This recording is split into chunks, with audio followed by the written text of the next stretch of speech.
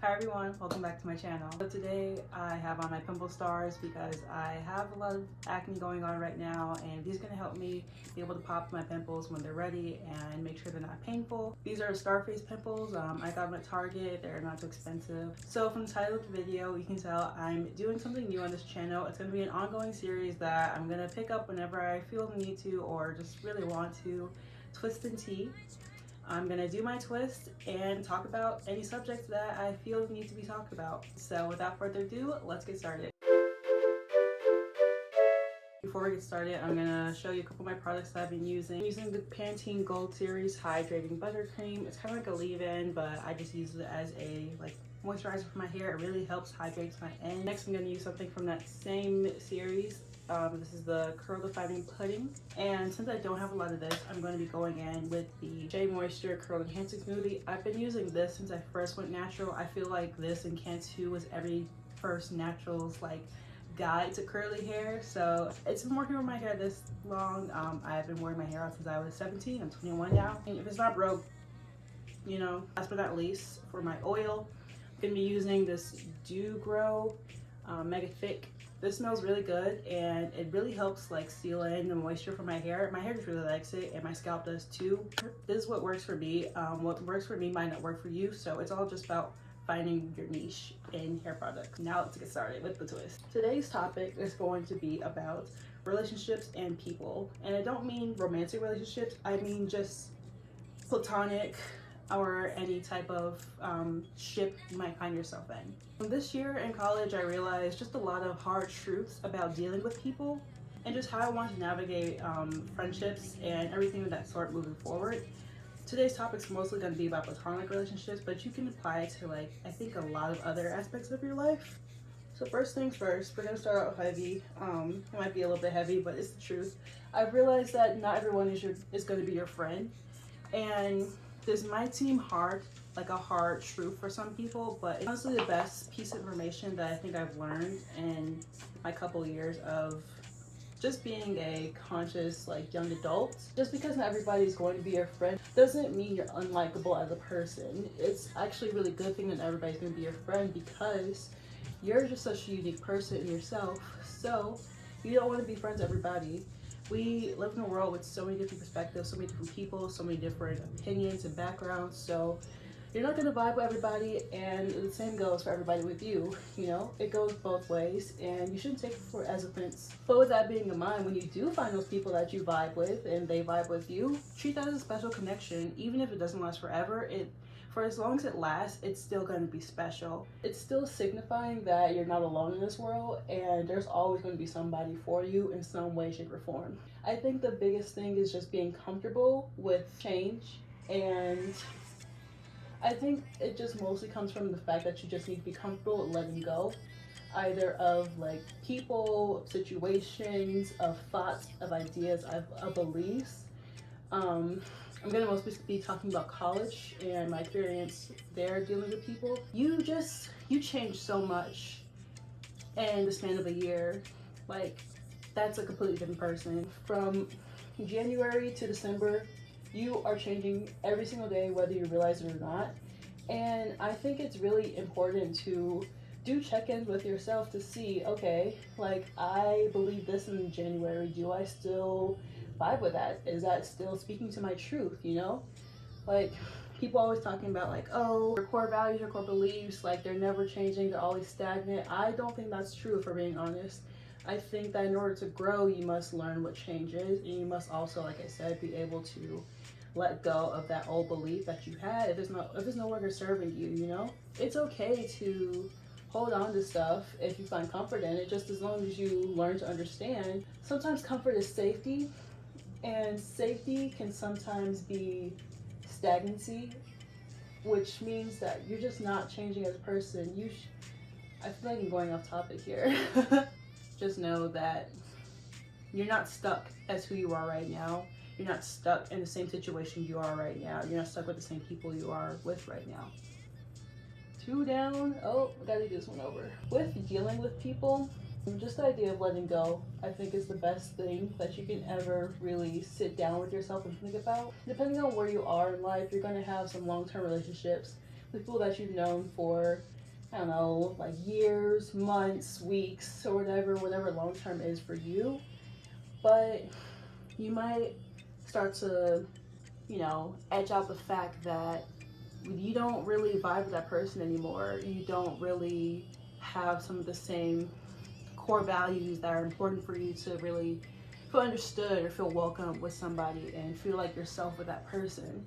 You might just go into a whole tizzy like, oh my god, this person was my best friend when we were, I don't know, X age or something. But now that I've grown up more, I don't really see how this person fits in my life. And you might feel like a bad person because it's like, hey, this person has seen me at my best, this person has seen me at my worst. But at this point in time, like, I just don't really see a friendship with them. And I honestly feel like that's okay to acknowledge. I think admitting is the first step. I've been saying that a lot lately. Admitting truly is the first step in anything. Once you can admit something, you can acknowledge it and change it for the better. Do you see what I'm saying? If you go your whole life without acknowledging the truth, you're just going to go your whole life acknowledging a lie. And in order for all of us to live our best lives, we have to be honest with not only other people, but also ourselves. You're gonna be stuck with yourself for the rest of your life, so you might as well understand where you're coming from, if not anybody else. That being said, about long-term friendships and stuff, like if you see somebody in your life doing stuff that you just don't agree with in any way, shape, or form, and they're just, one, not being a good friend, two, like whenever you hang out, you don't get that same satisfaction that you used to when you used to hang out with them, and you would like do whatever you did, and three, overall, like you just don't find yourself like wanting to hang out with them. Like you immediately think like, oh, I have Tuesday off, like I'm gonna see if this person's free. If that person that you used to be really close with is no longer on the top of your, oh, I want to hang out with this person list, it might be time to rethink some things. And like I said, there can be a lot of guilt with this because it's like, I know I've been through a lot with this person, but I read this book, Untamed by Glennon Doyle. Please read it. I love that book so much. It really helps the way I think about life. And their podcast too. Glennon Doyle has a podcast with her wife Abby Wambach and her sister Amanda. It's really good. It's called We Can Do Hard Things, the podcast. I would highly recommend checking it out. And one of the biggest lessons that I've learned from the podcast is the art of disappointing everybody else before I even think to disappoint myself. I'm gonna look at the camera and say that. I'd rather you disappoint everyone else than disappoint yourself. That is powerful, and I really think that it ties into this because, like, yeah, I'm saying, it is a friendship that you had, but it's okay to have had and to have lost. It's better than to never have had it all. I think too, you don't actually have to rush and like cut it off with the person. You can just take space away. Space is such a beautiful thing. Being alone is such a beautiful thing, and just having time with your thoughts is such a necessary thing that I don't think a lot of people acknowledge in this world. Either realize like, hey, I actually do like hanging out with this person. I actually do like spending time with them. And at first I was feeling a little bit iffy about if I wanted them in my life still, but now I'm at the point where I know I really do want them in my life. Or you can do the opposite and be like, hey, this space away from this person has actually been a beautiful thing. I just feel so much lighter when they're not around. That's okay, that's fine. You don't have to go out and be like, hey, I don't want to be your friend anymore. Like, you can just fall back. And if they reach out, they reach out. If they don't, they don't. But either way, you just know where you stand with that person, and you have a better understanding of where they stand with you. Even though you are cutting people off and you're separating yourself from people who don't make you feel like you're the best version of you, it can lead to you just not having that as many people around you. And it is like an adjustment period. I'm right now in that adjustment period of being like, oh snap, like I only have a couple people to hang out with. But at the end of the day, it's giving me the freedom to be with myself. I'm realizing that when I did have all these people to hang out with, I could just call somebody up on a random like Tuesday and be like, hey, you want to go do X, Y, and Z? And they'd be like, yeah, sure. And we would do that. And it would go from like Tuesday to Wednesday to Thursday, and then Friday. It's like, oh, the weekend, of course you gotta go out, you know? So I would just have all this time for other people, but I wouldn't dedicate that time to myself. So the beauty of all this, what I'm trying to say is, in being able to cut people off and separate yourself from people who don't have your best interest in their heart, or people who just don't make you feel like the best version of yourself, you find yourself. You just have so much more free time to do what you want to do. You just find out what makes you you and what makes you happy. And I honestly wouldn't trade this time for anything in the world. Ooh, okay. I talked about this like a little bit earlier, but I do want to like expound on it more. I'm pretty sure a lot of you have heard the saying like, oh, like, know where you stand with people, blah blah blah, but I have learned the flip side of that, knowing where you want people to stand with you. I think that flipping the script on such a simple term is very empowering because, again, like I said, you're the pilot of your own life. You control who's in your narrative and who's not. As you get older and you start going out and you start like hanging out with people, especially like in college, you start to realize like, okay, like some people in my life I can spill my guts to and I will feel so okay with it. Like I'm okay being vulnerable with these people or this person. And other people, you'll be like, hey, they're a good hang, like I like going out with them, but I don't think that we can talk about anything serious. And that's completely fine as long as you feel like safe in both scenarios. It's really important to understand how you view this person is all I'm trying to say. And I think too, it just avoids a lot of confusion. This also goes a lot on like boundaries. Boundaries were such a foreign concept to me. I knew about it like at face value, but I didn't understand how it applied to me. Boundaries are sexy. Let's talk about it. Boundaries help us help us.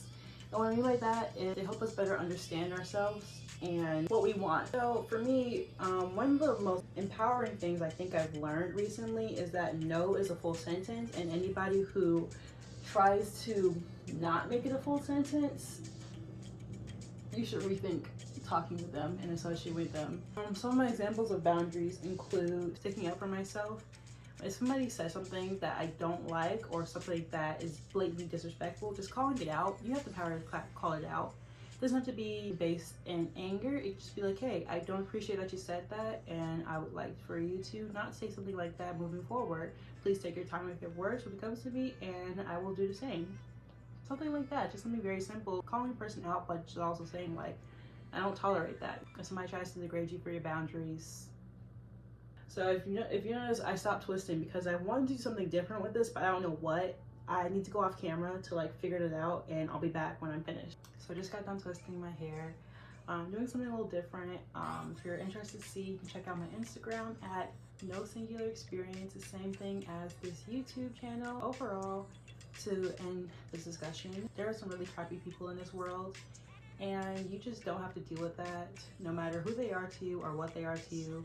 You deserve peace, you deserve happiness, and you have the power to get that. Even if it seems like very unattainable and impossible, just know that it will happen as long as you make the right decisions for yourself and just do what feels right for you. I wanted to create this because as Black women, getting your hair done can also be a vulnerable experience. It takes a long time to care for our coils and curls, so a lot can be said this time. I just wanted to create the nice safe space to really process, I guess, some stuff that might be happening in your life and give you food for thought.